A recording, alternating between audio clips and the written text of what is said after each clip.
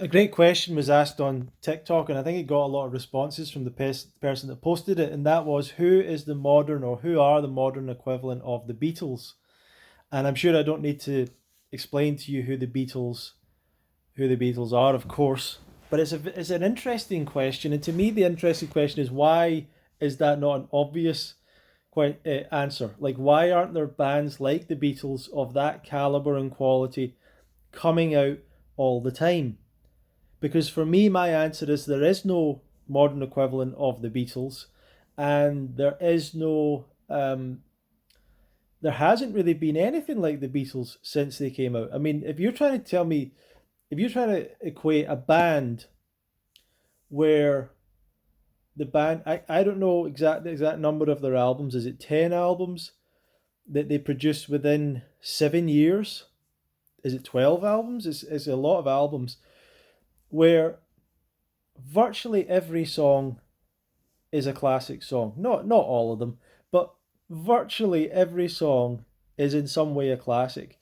Where their music has penetrated culture so much that to this day you have young kids getting completely into the Beatles, completely into them, loving them, wearing T-shirts of them, and and and everything. Oh, more than that, but like everything. They their entire story is so appealing to people. The story is fantastic. It was an entire journey from these guys as young boys and basically turning into men and taking over the world. And with a clean cut image the whole way, although they probably weren't as clean cut as that, but and writing songs about love at the end of the day. Almost their entire catalogue goes back towards love. Romantic kind of teenage love at the start, and then maybe in a kind of all encompassing love for humanity or whatever at the end of it, and the music is carried on. The songs have carried on. The songs have continued to be powerful, and you know, I when I was getting into music, it was like bands like Oasis were what I was growing up listening to, and their big inspiration was the Beatles. So that's why I started to listen to them, and I didn't really get it at first. I'd heard their songs, of course, but my parents weren't Beatles fans. I wasn't growing up with them, but I was aware who they were, and obviously they had famous songs that everyone knew. But when I started to listen to the albums, I wasn't like blown away by it. But I thought to myself, there's some reason that people listen to this band, and I kept on listening and putting it on, and I just started like couldn't forget these songs, and I started to realize why they were so good, and I started to get into their music, start to understand it a little bit more. It made a bit more sense, and and gradually, and that was me really refining my taste in music. I was learning better taste in music. Um, and you can go to campfires across the world. You start playing Beatles songs, and everyone knows them. There's no other band you can do that. There's no other band that comes close. You can play 10 of their songs, 15 of their songs, people are singing along. Their music has so saturated culture, it's just unbelievable. And it's partly because of how big they were, yeah, but it's a huge to do with the quality of the music. A huge part of it's to do with the quality of the music, which has lasted because of the quality. It's been covered over and over because of the quality of the music. It's just undeniably good stuff. And you've got this situation where you've got two songwriters that are just exceptionally high level, and then George Harrison's also exceptionally high level at his best moments, who were pushing each other to get better and better. And we just don't even get one person who's anywhere near that these days in any band, any songwriter that is even trying to push themselves to that level. They've all given up. It's the same in the classical music world. None of them believe they can be Mozart, so they don't even try. They don't believe they can be Beethoven, so they go and do 4 minutes of silence and all this nonsense because they can't match up to it. The jazz people can't. They don't believe they can be Duke Ellington, so they just wobble along and do crazy rhythms and whatever. The rock musicians, they don't believe they can be great, Led Zeppelin, whatever rock band, and so they do obscure weird stuff. And like, no one believes that they can actually achieve these high levels of musicianship and songwriting and ability, and they just want to take the easy way out and do something that impresses people and gets a little bit of attention or whatever, and it annoys me so greatly. Um, but a lot of things had to come together for the Beatles to work out. And someone made a good point about this. Obviously, for a start, timing wise, the World War had ended, and there was a possibility. Televisions were in place, radios in place, so their music could be distributed wider and could be distributed around the world. Um, Transatlantic flights so they could go to other countries had to all be in place, and all that stuff. But they were still way ahead of their time in terms of playing stadiums when stadium gigs were never been done, and they didn't even have sound systems that were that were able to actually to play the music for the audience. Like, the audience couldn't even hear the music because of how many people were screaming. They couldn't hear themselves play. The sound systems were not um, capable of the job, because it was just such a new thing. Um, they were the first band that really probably had an artist that really had the kind of freedom where they could choose not to tour, just focus in the studio, start just working on different techniques and all that stuff. So they were able to play around with that stuff and and do that kind of thing. But they were together from a fairly young age, and one of the things that probably really advanced their musicianship, which a lot of bands never really do anymore, is that they started off as a covers band, the playing other people's songs. So they were playing this catalogue of songs going back, classic music, great, really well written, great music, which they were covering and learning how to play. And they were playing every single night sometimes, especially when they went to Hamburg and places like that. So they were playing a lot, and they were getting their own music education from that. Plus, they obviously worked out that writing the music was an important thing, and they started to do that, and they started to essentially push each other, John Lennon and McCartney, to try and get better and better at that. So they had that little competitive thing, but they'd been learning about music so much, and a lot of people don't really do that anymore. They listen to a few bands and they pick up a guitar and they just play one band's music. They don't go back into like the classic songs, the classic songwriting structures, the classic melodies, and really understand it. They could all sing really well.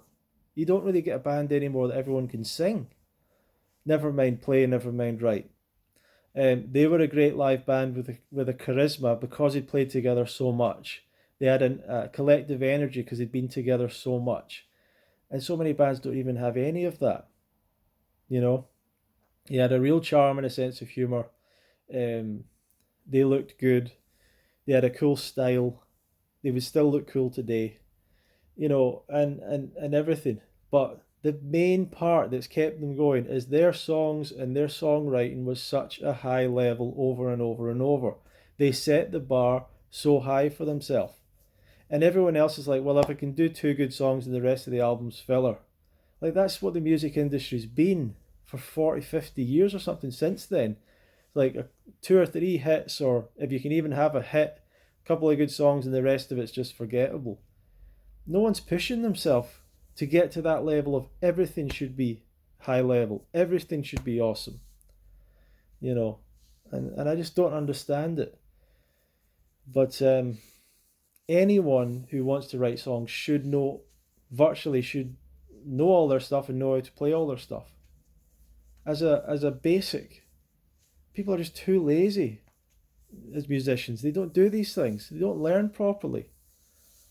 They don't respect the great artists of the past, the great songs of the past, and it's frustrating. But with the amount of freedom, people should of time, and people have got, they can record on their computers. There should be amazing bands all the. There should be Beatles type bands all the time. There should have been all the time. Why have bands been so poor? Why has music been so poor since the Beatles? You know, um, it's sad. It really is sad. And I can only think of a handful of bands that have even come anywhere close. I think Oasis, for a period, had two fantastic albums when they first came out, where every song in those albums is really, really, really high level. And even the third album, pretty high level as well. But how many bands? It's a couple of good songs, the rest of it's forgettable. So many, and it's really sad. So the modern equivalent of the Beatles, like, people aren't even playing in bands anymore. It's like everyone's a solo artist or something or whatever. I was desperate to put a band together like that when I was younger. I was desperate. I mean, I unfortunately I just couldn't work out how to do it. I just didn't have the at the time the people skills, the perseverance, the everything that you would need to have. I didn't meet the right people, maybe just luck wise, um, and I could never find someone to write songs with. I was always desperate to find that. Just never clicked, never found someone, and never got it together. But other people, I would go and see these other bands, and they'd be terrible. You know what's the sad thing about music is you go out, see live music, see live bands, and 99% of them are terrible, like unlistenably bad, just completely forgettable music. And I don't want to be sounding too negative, but it's not that hard to get good. Like, learn, get better before you go up on stage. And it's just so frustrating to me. I don't know. Maybe I'm being going too far, but it's always frustrated me in music that so many people want to be like a rock star or something, but they don't want to even learn how to play properly or learn how to write, and everyone thinks they're like entitled to just be up on a stage. You're wasting everyone's time. Like, people are coming to watch some good music, and you're going up with your half-assed attempt at some nonsense that you've copied off someone else or whatever.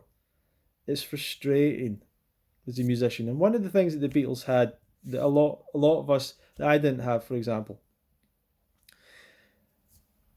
when I was growing up and in bands, there was no place you could go and get paid to play in a band. You probably that's not entirely true. You probably could get paid, um, but it wouldn't have been easy. You could definitely do wedding gigs and stuff like that, and make that's how musicians kind of make money. But in terms of a place like the Cavern where you could go every week and there's an audience and you could play, like, there was nowhere like that. You would have to create your own night and promote it and do it, and things that when you're 16 years old you just don't even have a clue that you should do that or how to do that, or no one showed me that or whatever. But they went to Hamburg, what they got paid. They were getting paid to do, like, if you were getting paid to play every night, to play all these songs, to learn all these songs, you would get really good too. But if you're having to work a job and do these other things and then try and do your band on the other side of it, you're just not getting the time. But at the same time, then you've got rich kids who should have all the time and kind of money in the world to do it. So they don't have like an excuse in a way. So I don't know. I'm frustrated by that. And I'm so sad that I didn't get a band together that was really great, and maybe I still will, right? And but it can't be the same as the Beatles, obviously. Uh, but it's the great musical story. It's the best band story. There's no band that matches that story, and I think that Brian Epstein as well played a big part in that. He was a big part in their success, um, and people kind of underestimate that. Without him, his connections and getting them in, they might not have really got so far. But anyhow, that's just my thought. Who's the modern day Beatles? I just don't think there's an equivalent. And you can take 50 bands today put all their best stuff together, you're still not getting to the level of the Beatles. It's crazy. They're so poor. They're so lazy. Like they're so untalented. It's just depressing. You should only listen to me. You should only listen to my music. So check out my album Love Is a Real Thing on Spotify and other streaming services, and thanks for watching.